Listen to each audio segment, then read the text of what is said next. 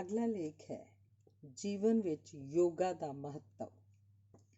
ਜੀਵਨ ਵਿੱਚ ਸਫਲ ਹੋਣ ਲਈ ਤੰਦਰੁਸਤੀ ਪਹਿਲੇ ਨੰਬਰ 'ਤੇ ਹੈ। ਬਿਮਾਰ ਆਦਮੀ ਕਿਸੇ ਵੀ ਕੰਮ ਵਿੱਚ ਆਨੰਦ ਪ੍ਰਾਪਤ ਨਹੀਂ ਕਰ ਸਕਦਾ। ਇਸ ਕਰਕੇ ਸਿਹਤ ਨੂੰ ਸਭ ਤੋਂ ਵੱਧ ਮਹੱਤਵ ਦਿੱਤਾ ਜਾਂਦਾ ਹੈ। ਬਦਕਿਸਮਤੀ ਨਾਲ ਮਨੁੱਖ 21ਵੀਂ ਸਦੀ ਵਿੱਚ ਬਹੁਤ ਸਾਰੇ ਸਿਹਤ ਸੰਕਟਾਂ ਨਾਲ ਦਾਖਲ ਹੋਇਆ ਹੈ। ਇਸ ਦਾ ਮੁੱਖ ਕਾਰਨ ਹੈ ਸਾਡੀ ਮਾਨਸਿਕ ਬੇਚੈਨੀ। ਬੇਚੈਨ ਮਨ ਜੀਵਨ ਵਿੱਚ ਸਭ ਤੋਂ ਵੱਧ ਚਿੰਤਾ ਅਤੇ ਦੁੱਖ ਪੈਦਾ ਕਰਦਾ ਹੈ। ਜੇ ਸਾਡੇ ਸਮਾਜ ਦੇ ਲੋਕਾਂ ਦਾ ਮਨੋਵਿਗਿਆਨਕ ਵਿਸ਼ਲੇਸ਼ਣ ਕਰਵਾਇਆ ਜਾਏ ਤਾਂ ਪਤਾ ਲੱਗ ਸਕਦਾ ਹੈ ਕਿ ਮਾਨਸਿਕ ਤੌਰ 'ਤੇ ਲੋਕ ਕਿੰਨੇ ਜ਼ਿਆਦਾ ਉਦਾਸ, ਦੁਖੀ ਅਤੇ ਪਰੇਸ਼ਾਨ ਹਨ। ਉਹ ਨੱਚਣਾ, ਟੱਪਣਾ ਅਤੇ ਹੱਸਣਾ ਭੁੱਲ ਚੁੱਕੇ ਹਨ। ਮਾਡਰਨ ਯੁੱਗ ਵਿੱਚ ਉਹਨਾਂ ਨੇ ਆਪਣੀ ਇਸ ਯੋਗਤਾ ਨੂੰ ਗੁਆ ਲਿਆ ਹੈ। ਗੰਭੀਰ ਰਹਿਣਾ ਮਨੁੱਖ ਦਾ ਸੁਭਾਅ ਬਣ ਗਿਆ ਹੈ।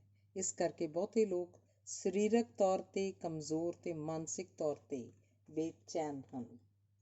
ਹੁਣ ਮਨੁੱਖ ਨੂੰ ਤੰਦਰੁਸਤ ਰਹਿਣ ਲਈ ਕਿਸੇ ਚੰਗੀ ਫਿਲਾਸਫੀ ਨੂੰ ਗ੍ਰਹਿਣ ਕਰਨ ਦੀ ਲੋੜ ਹੈ। ਯੋਗਾ ਸਾਡੇ ਲਈ ਸਦਾ ਅਜਿਹੀ ਫਿਲਾਸਫੀ ਦਾ ਆਧਾਰ ਬਣਿਆ ਹੈ। ਯੋਗਾ ਅਭਿਆਸ ਨਾਲ ਅਸੀਂ ਮਨ ਨੂੰ ਇਕਾਗਰ ਕਰਨਾ ਸਿੱਖਦੇ ਹਾਂ।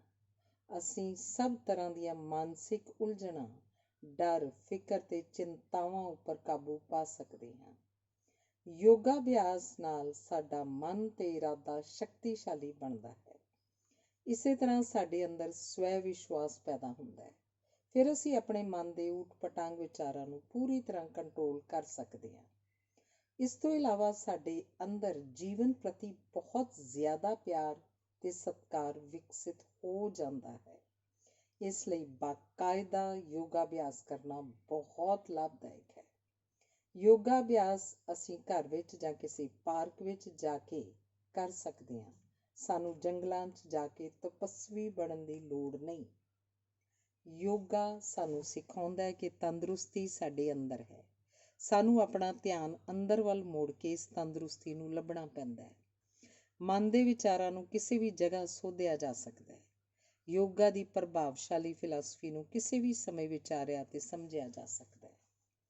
ਯੋਗਾ ਦੀਆਂ ਪ੍ਰਾਚੀਨ ਸਿੱਖਿਆਵਾਂ ਸਾਨੂੰ ਰਿਸ਼ੀਆਂ ਮੁਨੀਆਂ ਦੇ ਆਸ਼ੀਰਵਾਦ ਨਾਲ ਮਿਲੀਆਂ ਹਨ।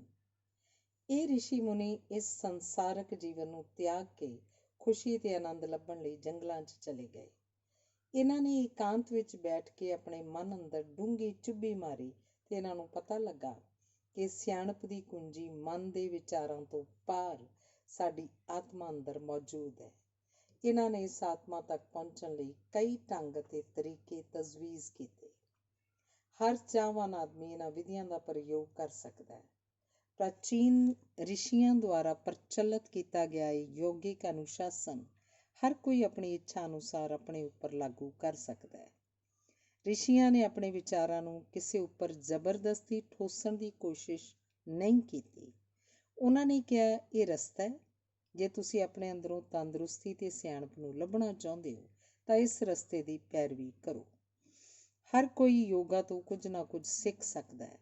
ਹਰ ਉਮਰ ਦੇ ਆਦਮੀ, ਔਰਤਾਂ ਅਤੇ ਬੱਚੇ ਯੋਗਾ ਅਭਿਆਸ ਨਾਲ ਲਾਭ ਉਠਾ ਸਕਦੇ ਹਨ। ਅਸਲ ਵਿੱਚ ਸਾਡੇ ਸਮਾਜ ਦੇ ਸਾਰੇ ਲੋਕਾਂ ਨੂੰ ਆਪਣੀ ਬੇਚੈਨੀ ਦੂਰ ਕਰਨ ਲਈ ਯੋਗਾ ਥੈਰੇਪੀ ਦੀ ਲੋੜ ਹੈ। ਸਾਡੇ ਮਨ ਅੰਦਰ ਵੀ ਇੱਕ ਅਜਿਹੀ ਵਿਚਾਰ ਰਹਿਤ ਸਪੇਸ ਹੈ ਜਿੱਥੇ ਕੋਈ ਬਿਮਾਰੀ ਨਹੀਂ ਹੈ, ਕੋਈ ਦੁੱਖ ਜਾਂ ਬੇਚੈਨੀ ਵੀ ਨਹੀਂ ਹੈ। ਜਦੋਂ ਅਸੀਂ ਆਪਣੇ ਅੰਦਰ ਯੋਗ ਅਭਿਆਸ ਨਾਲ ਇਸ ਸਪੇਸ ਨੂੰ ਗ੍ਰਹਿਣ ਕਰ ਲੈਂਦੇ ਹਾਂ ਤਾਂ ਸਾਡਾ ਸਾਰਾ ਪਾਗਲਪਨ ਦੂਰ ਹੋ ਜਾਂਦਾ ਹੈ। ਕੇਵਲ ਹੁਣ ਅਸੀਂ ਸਦਾ ਖੁਸ਼ ਅਤੇ ਪ੍ਰਸੰਨ ਰਹਿ ਸਕਦੇ ਹਾਂ। ਵਿਚਾਰ ਰਹਿਤ ਮਨ ਅੰਦਰ ਇਹ ਅੰਦਰੂਨੀ ਸਪੇਸ ਹੀ ਸਾਡੀ ਆਤਮਾ ਦਾ ਨਿਵਾਸ ਹੈ। ਇਸ ਅੰਦਰੂਨੀ ਸਪੇਸ ਗ੍ਰਹਿਣ ਕਰਨ ਵਾਲੇ ਇਨਸਾਨ ਨੂੰ ਸੰਪੂਰਨ ਤੌਰ 'ਤੇ ਤੰਦਰੁਸਤ ਕਿਹਾ ਜਾਂਦਾ ਹੈ। ਹਿੰਦੀ ਭਾਸ਼ਾ ਵਿੱਚ ਸਿਹਤ ਨੂੰ ਸਵਸਥ ਕਿਹਾ ਜਾਂਦਾ ਹੈ। ਸਵਸਥ ਦਾ ਅਰਥ ਹੈ ਆਪਣੇ ਸਰੀਰ ਅਤੇ ਮਨ ਉੱਪਰ ਪੂਰਾ ਕਾਬੂ ਰੱਖਣਾ। ਕੇਵਲ ਉਹ ਆਦਮੀ ਆਪਣੀਆਂ ਇੰਦਰੀਆਂ ਨੂੰ ਕਾਬੂ 'ਚ ਰੱਖ ਸਕਦਾ ਹੈ ਜਿਹੜਾ ਹਰ ਮੌਕੇ ਆਪਣੇ ਆਪ ਨੂੰ ਪੂਰੀ ਤਰ੍ਹਾਂ ਸੰਤੁਲਿਤ ਰੱਖੇ। ਕਿਸੇ ਆਦਮੀ ਦੀ ਸੰਪੂਰਨ ਸਿਹਤ ਦੀ ਇਹ ਨਿਸ਼ਾਨੀ ਹੈ। ਇਸ ਮਨੋਅਵਸਥਾ ਵਿੱਚ ਸਦਾ ਖੁਸ਼ ਅਤੇ ਪ੍ਰਸੰਨ ਰਿਹਾ ਜਾ ਸਕਦਾ ਹੈ। ਜੀਵਨ ਦੇ ਚਾਰੇ ਫਲ, ਧਰਮ, ਧਨ, ਦੁਨਿਆਵੀ ਖੁਸ਼ੀਆਂ ਅਤੇ ਮੋਕਸ਼ ਕੇਵਲ ਚੰਗੀ ਸਿਹਤ ਨਾਲ ਪ੍ਰਾਪਤ ਕੀਤੇ ਜਾ ਸਕਦੇ ਹਨ। ਇਸ ਕਰਕੇ ਸਾਡੇ ਜੀਵਨ ਦਾ ਚੰਗਾ ਭਵਿੱਖ ਕੇਵਲ ਯੋਗਾ ਉੱਪਰ ਨਿਰਭਰ ਕਰਦਾ ਹੈ। ਧੰਨਵਾਦ। ਅਗਲਾ ਲੇਖ ਹੈ ਸਰੀਰਕ ਤੰਦਰੁਸਤੀ ਲਈ ਯੋਗਾ ਆਸਨ। ਯੋਗਾ ਆਸਨ ਭਾਰਤ ਦੇ ਪ੍ਰਾਚੀਨ ਰਿਸ਼ੀਆਂ ਦੀ ਸਭ ਤੋਂ ਹੈਰਾਨ ਕਰਨ ਵਾਲੀ ਖੋਜ ਹੈ, ਕਿਉਂਕਿ ਇਹ ਸਰੀਰਕ ਤੰਦਰੁਸਤੀ ਨੂੰ ਗ੍ਰਹਿਣ ਕਰਨ ਵਿੱਚ ਬਹੁਤ ਮਦਦ ਕਰਦੇ ਹਨ। ਮਨ ਦੀ ਸ਼ਾਂਤੀ ਤੇ ਸੁੰਦਰ ਵਿਅਕਤਿਤਵ ਦਾ ਵਿਕਾਸ ਵੀ ਇਹਨਾਂ ਆਸਣਾਂ ਤੋਂ ਸ਼ੁਰੂ ਹੁੰਦਾ ਹੈ। ਆਮ ਤੌਰ 'ਤੇ ਯੋਗਾ ਆਸਣਾਂ ਦਾ ਅਭਿਆਸ ਸਰੀਰ ਦੀ ਸਥਿਰਤਾ ਤੇ ਸੁੰਦਰਤਾ ਪ੍ਰਾਪਤ ਕਰਨ ਲਈ ਕੀਤਾ ਜਾਂਦਾ ਹੈ। ਹਰ ਕੋਈ ਇਹਨਾਂ ਗੁਣਾਂ ਨੂੰ ਗ੍ਰਹਿਣ ਕਰਨਾ ਚਾਹੁੰਦਾ ਹੈ। ਆਸਣ ਦੇ ਅਭਿਆਸ ਨਾਲ ਜਿਹੜੀ ਪ੍ਰਾਣ ਸ਼ਕਤੀ ਸਰੀਰ ਨੂੰ ਮਿਲਦੀ ਹੈ, ਉਹ ਸਰੀਰ ਅੰਦਰ ਛਿਪੀ ਹੋਈ ਬਿਮਾਰੀ ਦੂਰ ਕਰਕੇ ਇਸ ਨੂੰ ਤਕੜਾ ਬਣਾ ਦਿੰਦੀ ਹੈ। ਸਰੀਰ ਤੇ ਮਨ ਵਿੱਚ ਬਹੁਤ ਨੇੜੇ ਦਾ ਸੰਬੰਧ ਹੈ। ਜਦੋਂ ਸਰੀਰ ਤੰਦਰੁਸਤ ਹੋ ਜਾਂਦਾ ਹੈ ਤਾਂ ਮਨ ਆਪਣੇ ਆਪ ਸ਼ਾਂਤ ਹੋ ਜਾਂਦਾ ਹੈ, ਕਿਉਂਕਿ ਦੋਵੇਂ ਇੱਕ ਦੂਜੇ ਉੱਪਰ ਪ੍ਰਭਾਵ ਪਾਉਂਦੇ ਹਨ। ਆਸਣ ਸਰੀਰ ਤੇ ਮਨ ਨੂੰ ਇੱਕ ਨਵਾਂ ਰੂਪ ਦੇ ਦਿੰਦੇ ਹਨ। ਇਸ ਕਰਕੇ ਯੋਗਾ ਆਸਣ ਨੂੰ ਸਭ ਤੋਂ ਵੱਧ ਮਹੱਤਵ ਦਿੱਤਾ ਜਾਂਦਾ ਹੈ। ਸਰੀਰਕ ਬਿਮਾਰੀਆਂ ਤੋਂ ਛੁਟਕਾਰਾ ਪਾਉਣ ਲਈ ਆਸਣ ਦਾ ਅਭਿਆਸ ਲੰਬੇ ਸਮੇਂ ਤੱਕ ਕਰਨਾ ਜ਼ਰੂਰੀ ਹੈ। ਬਹੁਤ ਸਾਰੇ ਆਸਣ ਸਿਖਾਏ ਜਾਂਦੇ ਹਨ, ਪਰ ਸਾਨੂੰ ਸਵੇਰ ਵੇਲੇ ਸਿਰਫ 10 ਮਿੰਟ ਕੇਵਲ 4 ਆਸਣਾਂ ਦਾ ਅਭਿਆਸ ਕਰਨ ਦੀ ਲੋੜ ਹੈ। ਮਾਡਰਨ ਯੁੱਗ ਵਿੱਚ ਯੋਗਾ ਆਸਣ ਦੇ ਲਾਭ ਵਿਗਿਆਨਕ ਪੱਖ ਤੋਂ ਵੀ ਸਿੱਧ ਹੋ ਚੁੱਕੇ ਹਨ। ਆਸਣ ਦਾ ਅਭਿਆਸ ਖੜ ਕੇ, ਬੈਠ ਕੇ ਤੇ ਜ਼ਮੀਨ ਉੱਪਰ ਲੇਟ ਕੇ ਕੀਤਾ ਜਾਂਦਾ ਹੈ। ਪਹਿਲਾ, ਪਵਨ ਮੁਕਤਾ ਆਸਣ। ਰੀੜ੍ਹ ਦੀ ਹੱਡੀ ਨੂੰ ਮਜ਼ਬੂਤ ਕਰਨ ਲਈ ਇਹ ਆਸਣ ਸਭ ਤੋਂ ਵਧੀਆ ਆਸਣ ਹੈ। ਇਹ ਆਸਣ ਖੜ ਕੇ ਕਰਨਾ ਠੀਕ ਹੈ। ਜ਼ਮੀਨ ਉੱਪਰ ਨੰਗੇ ਪੈਰ, ਦੋਵੇਂ ਲੱਤਾਂ ਜੋੜ ਕੇ ਸਿੱਧੇ ਖੜੇ ਹੋ ਜਾਓ। ਫਿਰ ਇੱਕ ਡੂੰਘਾ ਸਾਹ ਅੰਦਰ ਖਿੱਚੋ ਤੇ ਨਾਲ ਹੀ ਆਪਣੀਆਂ ਦੋਵੇਂ ਬਾਹਾਂ ਸਿੱਧੀਆਂ ਉੱਪਰ ਲੈ ਜਾਓ। 2-3 ਸਕਿੰਟਾਂ ਬਾਅਦ ਹੇਠਾਂ ਵੱਲ ਝੁਕੋ ਤੇ ਹੌਲੀ-ਹੌਲੀ ਆਪਣੇ ਅੰਦਰਲਾ ਸਾਹ ਬਾਹਰ ਕੱਢੋ। ਝੁਕਣ ਵੇਲੇ ਗੋਡੇ ਸਿੱਧੇ ਰਹਿਣ ਤੇ ਆਪਣੇ ਹੱਥਾਂ ਦੀਆਂ ਉਂਗਲੀਆਂ ਨਾਲ ਪੈਰਾਂ ਨੂੰ ਛੂਹਣ ਦੀ ਕੋਸ਼ਿਸ਼ ਕਰੋ। 10 ਸਕਿੰਟ ਬਾਅਦ ਸਿੱਧੇ ਖੜੇ ਹੋ ਜਾਓ। 3 ਵਾਰ ਇਸ ਕਿਰਿਆ ਨੂੰ ਦੁਹਰਾਓ। ਇਹ ਆਸਣ ਰੀੜ੍ਹ ਦੀ ਹੱਡੀ ਲਈ ਬਹੁਤ ਲਾਭਦਾਇਕ ਹੈ। ਦੂਸਰਾ, ਸੁਖ ਆਸਣ। ਇਹ ਸਭ ਤੋਂ ਸੌਖਾ ਆਸਣ ਹੈ ਤੇ ਜ਼ਮੀਨ ਉੱਪਰ ਬੈਠ ਕੇ ਕੀਤਾ ਜਾਂਦਾ ਹੈ। ਲੱਤਾਂ ਦੀ ਚੌਂਕੜੀ ਮਾਰ ਕੇ ਜ਼ਮੀਨ ਉੱਪਰ ਬੈਠੋ। ਸਿਰ, ਗਰਦਨ ਤੇ ਰੀੜ੍ਹ ਦੀ ਹੱਡੀ ਇੱਕ ਸਿੱਧੀ ਰੇਖਾ 'ਚ ਹੋਣੇ ਚਾਹੀਦੇ ਹਨ। ਖੁੱਲ੍ਹੇ ਹੱਥ ਗੋਡਿਆਂ ਉੱਪਰ ਜਾਂ ਝੋਲੀ ਵਿੱਚ ਇੱਕ ਦੂਜੇ ਦੇ ਉੱਪਰ ਰੱਖੇ ਜਾ ਸਕਦੇ ਹਨ। ਇਸ ਆਸਣ ਵਿੱਚ ਸਰੀਰ ਦੀ ਸ਼ਕਤੀ ਅੰਦਰੇ ਅੰਦਰ ਘੁੰਮਦੀ ਹੈ। ਇਸ ਕਰਕੇ ਮੈਡੀਟੇਸ਼ਨ ਇਸ ਆਸਣ ਵਿੱਚ ਬੈਠ ਕੇ ਕੀਤੀ ਜਾਂਦੀ ਹੈ। ਦੋਵੇਂ ਅੱਖਾਂ ਬੰਦ ਕਰਕੇ 5 ਮਿੰਟ ਇੱਕ ਲੈਅ ਵਿੱਚ ਅੰਦਰ ਤੇ ਬਾਹਰ ਜਾ ਰਹੇ ਸਾਹਾਂ ਨੂੰ ਵਾਚੋ। ਛੇਤੀ ਇਸ ਨਿਯਮਤ ਸਾਹ ਕਿਰਿਆ ਨਾਲ ਮਨ ਦੇ ਡਰਾਉਣੇ ਵਿਚਾਰ ਖਤਮ ਹੋ ਕੇ ਮਨ ਪੂਰੀ ਤਰ੍ਹਾਂ ਚੁੱਪ ਤੇ ਸ਼ਾਂਤ ਹੋ ਜਾਂਦਾ ਹੈ। ਗਮ, ਫਿਕਰ ਤੇ ਚਿੰਤਾ ਹਵਾ 'ਚ ਉੱਡ ਜਾਂਦੇ ਹਨ। ਅਜਿਹੀ ਮਨੋਅਵਸਥਾ ਨਾਲ ਖਾਸ ਕਰ ਦਿਲ ਦੀਆਂ ਬਿਮਾਰੀਆਂ ਠੀਕ ਹੋ ਜਾਂਦੀਆਂ ਹਨ। ਮਾਨਸਿਕ ਤਣਾਅ ਤੋਂ ਮੁਕਤ ਹੋਣ ਲਈ ਇਹ ਸਭ ਤੋਂ ਵਧੀਆ ਆਸਣ ਹੈ। ਤੀਸਰਾ ਹੈ ਵਜਰ ਆਸਣ। ਇਸ ਆਸਣ ਵਿੱਚ ਗੋਡੇ ਇਕੱਠੇ ਕਰਕੇ ਤੇ ਪੈਰ ਪਿੱਛੇ ਕਰਕੇ 2 ਜਾਂ 3 ਮਿੰਟ ਅੱਡੀਆਂ ਉੱਪਰ ਬੈਠਣਾ ਹੈ। ਹੱਥਾਂ ਦੀਆਂ ਹਥੇਲੀਆਂ ਪੱਟਾਂ ਉੱਪਰ ਰੱਖੋ। ਸੁਖ ਆਸਣ ਦੀ ਤਰ੍ਹਾਂ ਇਸ ਆਸਣ ਵਿੱਚ ਵੀ ਸਿਰ, ਗਰਦਨ ਤੇ ਰੀੜ੍ਹ ਦੀ ਹੱਡੀ ਤਿੰਨੇ ਇੱਕ ਰੇਖਾ ਵਿੱਚ ਹੋਣੇ ਚਾਹੀਦੇ ਹਨ। ਇਹ ਆਸਣ ਨਾਸ਼ਤਾ ਕਰਨ ਤੋਂ ਬਾਅਦ ਵੀ ਕੀਤਾ ਜਾ ਸਕਦਾ ਹੈ। ਇਹ ਆਸਣ ਪਾਚਨ ਪ੍ਰਣਾਲੀ ਨੂੰ ਰਿਸ਼ਟ-ਪੁਸ਼ਟ ਰੱਖਦਾ ਹੈ। ਇਸ ਤਰ੍ਹਾਂ ਮਿਹਦੇ ਦੀ ਭੋਜਨ ਨੂੰ ਹਜ਼ਮ ਕਰਨ ਦੀ ਸਮਰੱਥਾ ਵੱਧ ਜਾਂਦੀ ਹੈ। ਚੌਥਾ, ਸ਼ਵ ਆਸਣ। ਇਹ ਯੋਗਿਕ ਆਸਣ ਆਪਣੇ ਆਪ ਨੂੰ ਹਿਪਨੋਟਾਈਜ਼ ਕਰਨ ਤੇ ਸਰੀਰ ਨੂੰ ਪੂਰੀ ਤਰ੍ਹਾਂ ਸਿਥਲ ਕਰਨ ਲਈ ਕੀਤਾ ਜਾਂਦਾ ਹੈ। ਜ਼ਮੀਨ ਉੱਪਰ ਪਿੱਠ ਪਰਨੇ ਲੇਟ ਕੇ ਆਪਣੇ ਹੱਥਾਂ ਦੀਆਂ ਉਂਗਲਾਂ ਸਿੱਧੀਆਂ ਕਰਕੇ ਤਲੀਆਂ ਉੱਪਰ ਅਸਮਾਨ ਵੱਲ ਕਰੋ।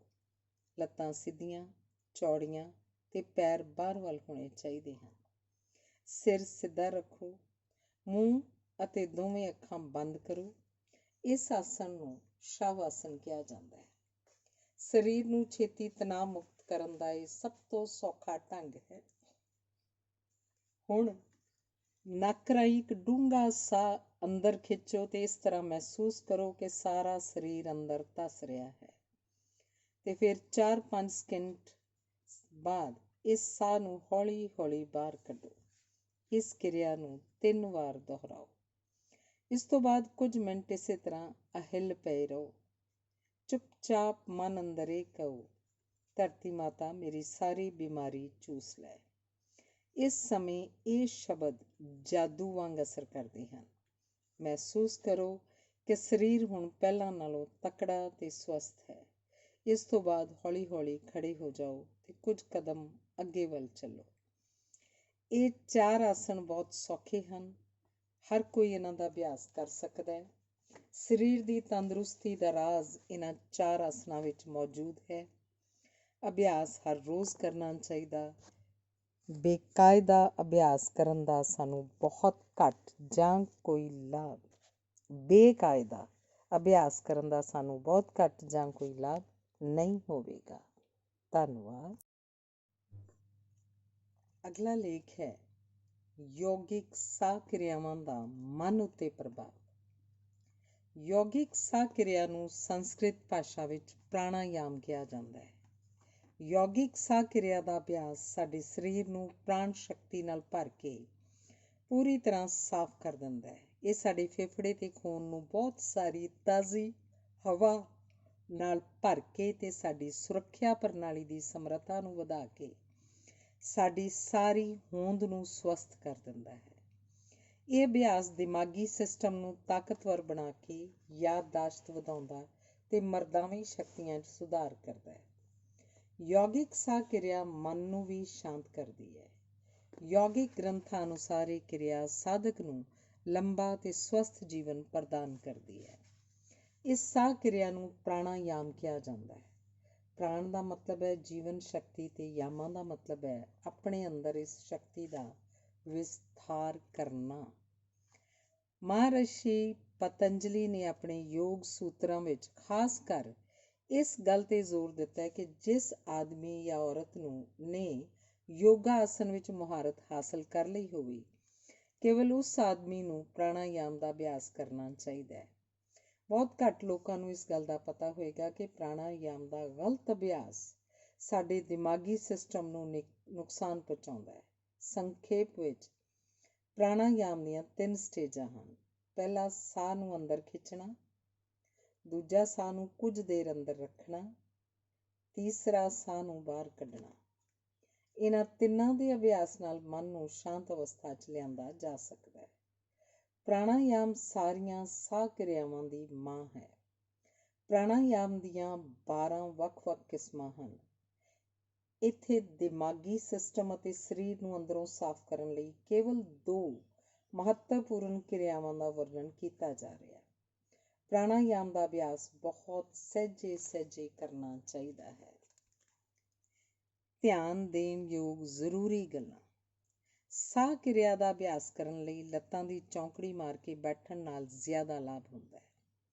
ਇਸ ਆਸਨ ਵਿੱਚ ਅਹਿੱਲ ਬੈਠ ਕੇ ਅਸੀਂ ਸਰੀਰ ਦੀਆਂ ਸ਼ਕਤੀਆਂ ਨੂੰ ਚੰਗੀ ਤਰ੍ਹਾਂ ਕੰਟਰੋਲ ਕਰ ਸਕਦੇ ਹਾਂ। ਜੇ ਅਸੀਂ ਲੱਤਾਂ ਦੀ ਚੌਂਕੜੀ ਮਾਰ ਕੇ ਨਹੀਂ ਬੈਠ ਸਕਦੇ ਤਾਂ ਕੁਰਸੀ ਉੱਪਰ ਬੈਠਣਾ ਵੀ ਠੀਕ ਹੈ। ਲੇਟ ਕੇ ਇਹ ਅਭਿਆਸ ਨਹੀਂ ਕਰਨਾ ਚਾਹੀਦਾ। ਬੈਠਣ ਸਮੇਂ ਸਿਰ, ਗਰਦਨ ਤੇ ਰੀੜ੍ਹ ਦੀ ਹੱਡੀ ਤਿੰਨੋਂ ਇੱਕ ਸਿੱਧੀ ਰੇਖਾ ਵਿੱਚ ਹੋਣੇ ਚਾਹੀਦੇ ਹਨ। ਆਸਨ ਸਥਿਰ ਤੇ ਆਰਾਮਦਾਇਕ ਹੋਣਾ ਚਾਹੀਦਾ ਹੈ। ਇਹ ਅਭਿਆਸ ਸਵੇਰ ਵੇਲੇ ਖਾਲੀ ਪੇਟ ਕਰਨਾ ਠੀਕ ਹੈ, ਕਿਉਂਕਿ ਸਵੇਰ ਵੇਲੇ ਦਰਖਤਾਂ ਦੀ ਛੱਡੀ ਹੋਈ ਸ਼ੁੱਧ ਆਕਸੀਜਨ ਫੇਫੜਿਆਂ ਅੰਦਰ ਚਲੀ ਜਾਂਦੀ ਹੈ। ਸਾਰੀਆਂ ਸਾਹ ਕਿਰਿਆਵਾਂ ਦਾ ਅਭਿਆਸ ਸਾਹ ਬਾਹਰ ਕੱਢ ਕੇ ਸ਼ੁਰੂ ਕਰਨਾ ਚਾਹੀਦਾ ਹੈ। ਇਹ ਬਹੁਤ ਸੂਖਮ ਤੇ ਮਹੱਤਵਪੂਰਨ ਨੁਕਤਾ ਹੈ। ਸਾਹ ਬਾਹਰ ਕੱਢਣ ਨਾਲ ਅੰਦਰਲੀ ਅਸ਼ੁੱਧ ਹਵਾ, ਕਾਰਬਨ ਡਾਈਆਕਸਾਈਡ ਬਾਹਰ ਨਿਕਲ ਜਾਂਦੀ ਹੈ। ਜੇ ਅਸੀਂ ਸਾਹ ਨੂੰ ਅੰਦਰ ਖਿੱਚ ਕੇ ਸ਼ੁਰੂ ਕਰਾਂਗੇ ਤਾਂ ਅਸ਼ੁੱਧ ਹਵਾ ਅੰਦਰ ਘੁੰਮਦੀ ਰਹੇਗੀ। ਇਹਨਾਂ ਗੱਲਾਂ ਤੋਂ ਇਲਾਵਾ ਜੇ ਸਾਹ ਕਿਰਿਆ ਦੇ ਅਭਿਆਸ ਸਮੇਂ ਤੁਹਾਨੂੰ ਕੋਈ ਤਕਲੀਫ ਹੋ ਰਹੀ ਹੈ ਤਾਂ ਇਸ ਅਭਿਆਸ ਨੂੰ ਬੰਦ ਕਰਕੇ ਕਿਸੇ ਯੋਗ ਅਧਿਆਪਕ ਕੋਲੋਂ ਸਲਾਹ ਲਵੋ।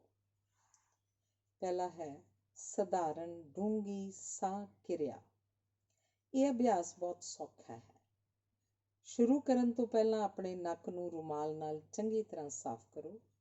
ਠੀਕ ਆਸਨ ਵਿੱਚ ਬੈਠ ਕੇ ਦੋਵੇਂ ਨੱਕ ਰਾਹੀਂ ਲੰਬਾ ਸਾਹ ਧੀਰੇ ਧੀਰੇ ਅੰਦਰ ਖਿੱਚੋ ਤਾਂ ਕਿ ਫੇਫੜੇ ਤੇ ਪੇਟ ਸਾਫ਼ ਹਵਾ ਨਾਲ ਭਰ ਜਾਣ। ਇਸ ਸਾਹ ਨੂੰ ਕੁਝ ਦੇਰ ਅੰਦਰ ਰੱਖੋ, 3 ਜਾਂ 4 ਸਕਿੰਟ ਤੋਂ ਜ਼ਿਆਦਾ ਨਹੀਂ, ਤੇ ਫਿਰ ਹੌਲੀ ਹੌਲੀ ਨੱਕ ਰਾਹੀਂ ਸਾਰੀ ਹਵਾ ਬਾਹਰ ਕੱਢੋ। ਸਾਹ ਨੂੰ ਬਾਹਰ ਕੱਢਣ ਸਮੇਂ ਢਿੱਡ ਨੂੰ ਅੰਦਰ ਵੱਲ ਕਰੋ ਤੇ ਸਾਹ ਨੂੰ ਅੰਦਰ ਖਿੱਚਣ ਸਮੇਂ ਪੇਟ ਨੂੰ ਬਾਹਰ ਵੱਲ ਧੱਕੋ।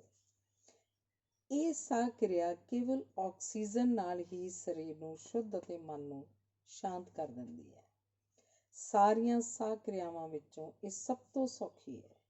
ਇਹ ਅਭਿਆਸ ਖੁੱਲ੍ਹੀ ਹਵਾ 'ਚ ਕਰਨਾ ਚਾਹੀਦਾ ਹੈ। ਜੇ ਅਸੀਂ ਆਪਣੇ ਆਪ ਨੂੰ ਬੇਆਰਾਮ, ਉਦਾਸ ਜਾਂ ਥੱਕੇ ਹੋਏ ਮਹਿਸੂਸ ਕਰਦੇ ਹਾਂ ਤਾਂ ਕੇਵਲ 5 ਮਿੰਟ ਇਸ ਕਿਰਿਆ ਦਾ ਅਭਿਆਸ ਕਰੋ। 5 ਮਿੰਟਾਂ ਬਾਅਦ ਸਾਡੀ ਮਾਨਸਿਕ ਅਵਸਥਾ ਬਦਲ ਜਾਏਗੀ। ਇਹ ਸੌਖਾ ਜਿਹਾ ਅਭਿਆਸ ਕਿਸੇ ਕ੍ਰਿਸ਼ਮੇ ਤੋਂ ਘੱਟ ਨਹੀਂ ਹੈ।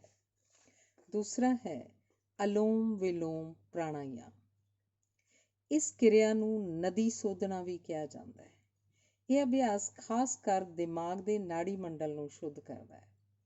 ਠੀਕ ਆਸਨ ਵਿੱਚ ਬੈਠ ਕੇ ਪਹਿਲਾਂ ਦੋਵੇਂ ਨੱਕ ਰਾਹੀਂ ਪੂਰਾ ਸਾਹ ਬਾਹਰ ਕੱਢੋ। ਹੁਣ ਸੱਜੇ ਨੱਕ ਨੂੰ ਅੰਗੂਠੇ ਨਾਲ ਬੰਦ ਕਰਕੇ ਖੱਬੇ ਨੱਕ ਰਾਹੀਂ ਡੂੰਘਾ ਸਾਹ ਅੰਦਰ ਖਿੱਚੋ।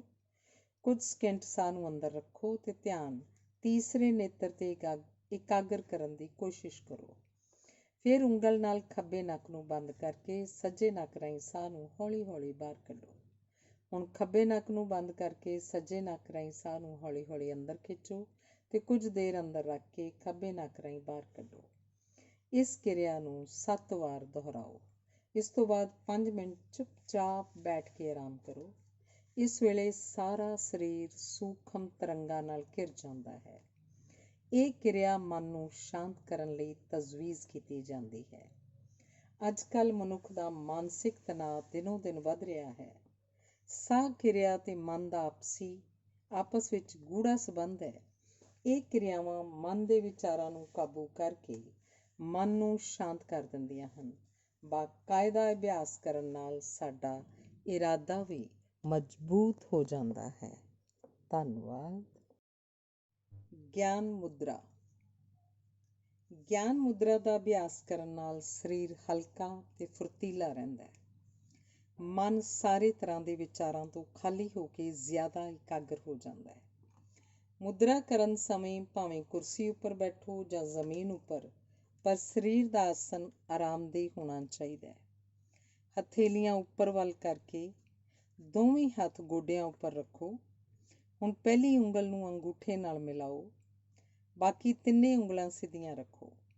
ਇਹ ਮੁਦਰਾ ਆਤਮਿਕ ਜੀਵਨ ਦੀ ਪ੍ਰਤੀਕ ਹੈ। ਇਸ ਮੁਦਰਾ ਦਾ ਸਾਰੇ ਸਰੀਰ ਉੱਪਰ ਖਾਸ ਅਸਰ ਪੈਂਦਾ ਹੈ। ਹੁਣ ਕਿਰਲੀਅਨ ਫੋਟੋਗ੍ਰਾਫੀ ਦੇ ਤਜਰਬਿਆਂ ਤੋਂ ਪਤਾ ਲੱਗਾ ਹੈ ਕਿ ਸਾਡੇ ਹੱਥਾਂ ਦੀਆਂ ਉਂਗਲਾਂ ਸ਼ਕਤੀ ਦੇ ਕਰੰਟ ਨੂੰ ਬਾਹਰ ਕੱਢਦੀਆਂ ਹਨ। ਜਦੋਂ ਪਹਿਲੀ ਉਂਗਲ ਤੇ ਅੰਗੂਠੇ ਨੂੰ ਮਿਲਾਇਆ ਜਾਂਦਾ ਹੈ ਤਾਂ ਸ਼ਕਤੀ ਬਾਹਰ ਜਾਣ ਦੀ ਬਜਾਏ ਸਰੀਰ ਦੇ ਅੰਦਰ ਘੁੰਮ ਕੇ ਦਿਮਾਗ ਤੱਕ ਚਲੀ ਜਾਂਦੀ ਹੈ। ਸਾਡੇ ਹੱਥ ਅੰਦਰੋਂ ਦਿਮਾਗ ਦੇ ਬਾਹਰਲੇ ਹਿੱਸੇ ਨਾਲ ਜੁੜੇ ਹੋਏ ਹਨ। ਇਸ ਲਈ ਉਂਗਲ ਤੇ ਅੰਗੂਠੇ ਦਰਮਿਆਨ ਪੈਦਾ ਹੋਣ ਵਾਲਾ ਸ਼ਕਤੀ ਚੱਕਰ ਦਿਮਾਗ ਨੂੰ ਬਹੁਤ ਪ੍ਰਭਾਵਿਤ ਕਰਦਾ ਹੈ। ਦੋਵੇਂ ਹੱਥਾਂ ਦਾ ਪ੍ਰਯੋਗ ਕਰਕੇ ਇਸ ਮੁਦਰਾ ਨਾਲ ਸਾਰੇ ਦਿਮਾਗੀ ਸਿਸਟਮ ਨੂੰ ਆਪਣੇ ਕੰਟਰੋਲ ਵਿੱਚ ਲਿਆਂਦਾ ਜਾ ਸਕਦਾ ਹੈ।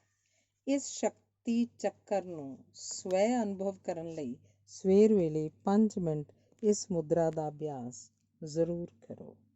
ਧੰਨਵਾਦ।